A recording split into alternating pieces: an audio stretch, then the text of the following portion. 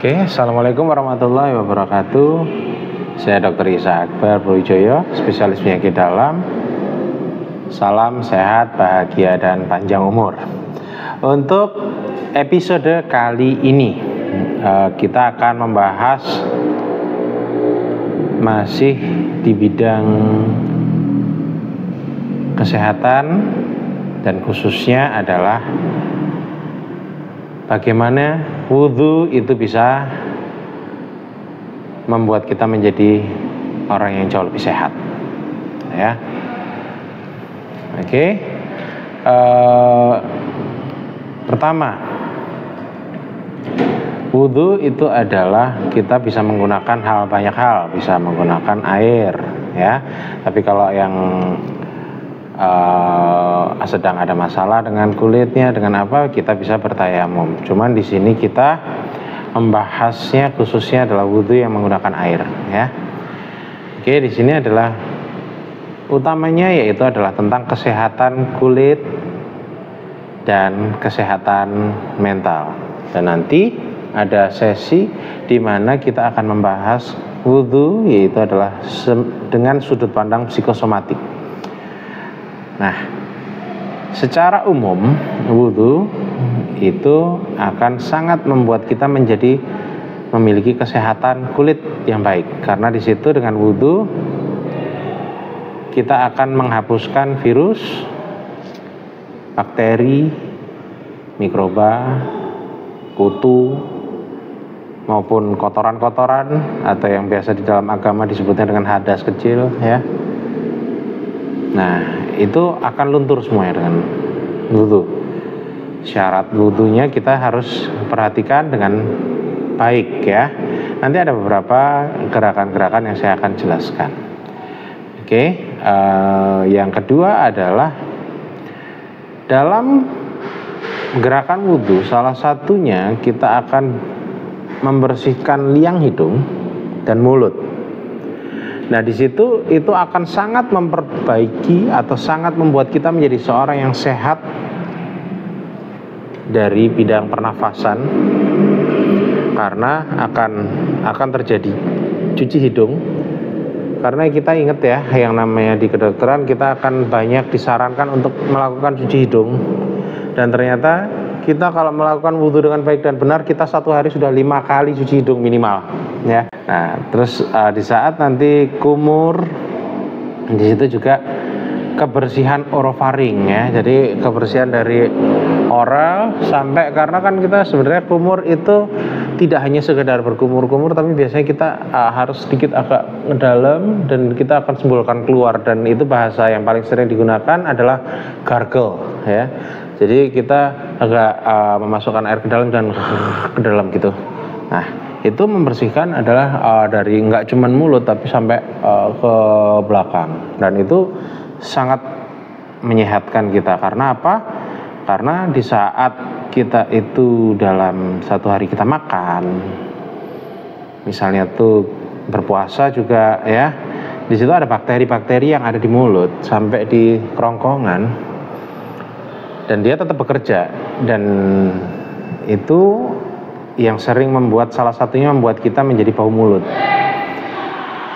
Dari bakteri-bakteri itu mengurai kotoran-kotoran yang ada di mulut sehingga memunculkan gas, dan itu akan terjadi bau mulut, gitu kan. Nah, itu akan mudah hilangnya dengan cara kita berkumur, gitu ya, salah satunya.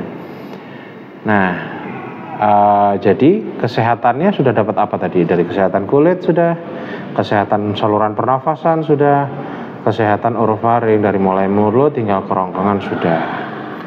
Nah, kita akan banyak sekarang membahas tentang gerakan-gerakan atau cara berwudu dengan cara yang baik dan benar, agar kita mendapatkan aspek kesehatannya. Tidak hanya mendapatkan aspek masalah sah secara wudhunya, tapi kita mendapatkan aspek kesehatan. Oke, kita akan membahas cara-cara dari berwudhu, ya. Yang pertama kita lakukan kan seperti biasa adalah cuci tangan. Kita bersihkan tangan terlebih dahulu. Setelah itu kita akan membersihkan area-area yang banyak bakterinya dan virusnya. Dimulai dari tangan, muka, ya, saluran pernafasan, mulut, seluruh kepala, dan habis itu telinga dan kaki, ya. Urutannya kan seperti itu. Nah, kita akan jelaskan secara simpel terlebih dahulu. Yang pertama adalah cuci tangan. Jelas, dari tubuh kita yang paling banyak bakteri mana? Tangan kita.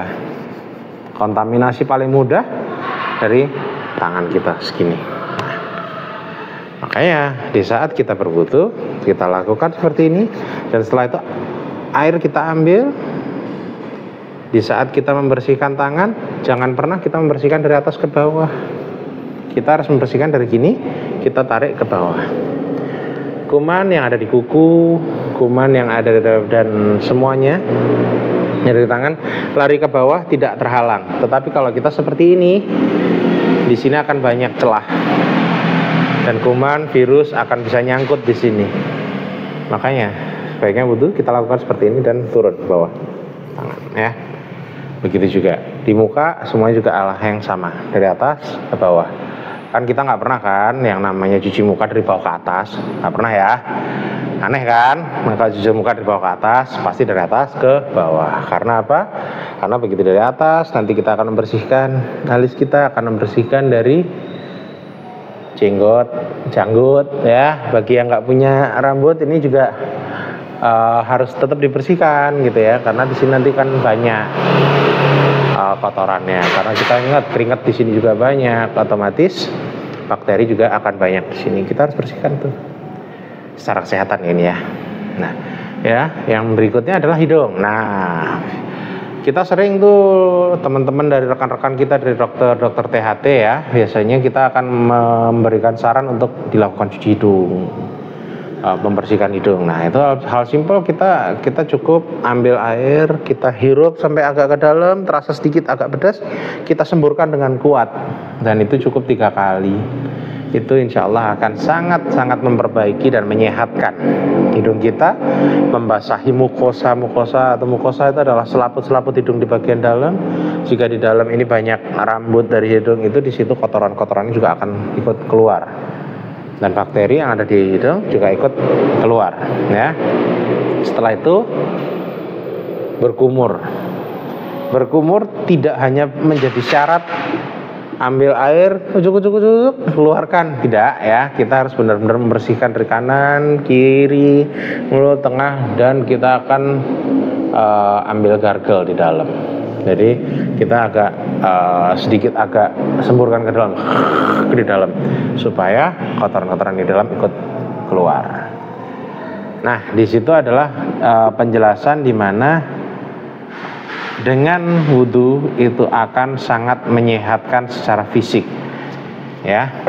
Dan ditambah dengan wudu 90% dilaksanakan dengan air dingin, ya. Dimana di saat air dingin itu menempel ke permukaan kulit, ke wajah, ke kepala, tangan, kaki, itu akan menetralisir suhu tubuh kita yang terkadang terkena suhu udara di luar, terkena stres pekerjaan, stres kehidupan, hutang, ya. Itu, nah, yang seperti itu membuat kita menjadi suhu tubuh itu meningkat. Karena apa? Karena ada kortisol di dalam tubuh itu meningkat. Dan di situ dengan kita mendinginkan diri kita dengan berwudu, kita memasrahkan diri kita dalam wudu itu, mengikhlaskan, itu akan sangat memperbaiki kondisi kejiwaan kita, mental kita.